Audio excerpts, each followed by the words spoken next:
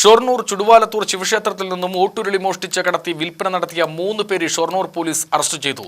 തൃശൂർ കോഴിമാംപറമ്പ് സ്വദേശികളാണ് അറസ്റ്റിലായത്. പോലീസ് പ്രതികളുമായി തെളിവെടുപ്പ് നടത്തി.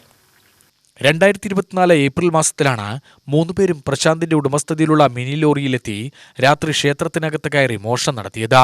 ക്ഷേത്ര കമ്മിറ്റിക്കാർ പരാതി നൽകിയെങ്കിലും പ്രതികളെ കണ്ടെത്താനായിരുന്നില്ല.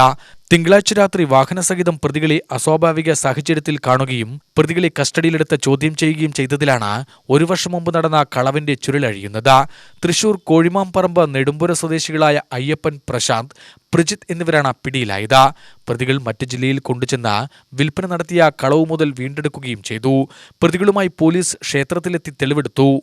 ഇൻസ്പെക്ടർ വി രവികുമാർ, ASI-മാരായ Praseetha K Anilkumar, senior civil police officer Suresh, civil police ഓഫീസർമാരായ ടി റിയാസ്, സജീഷ് എന്നിവരാണ് അന്വേഷണ സംഘത്തിലുണ്ടായിരുന്നത്. പ്രതികളെ കോടതിയിൽ ഹാജരാക്കി റിമാൻഡ് ചെയ്തു.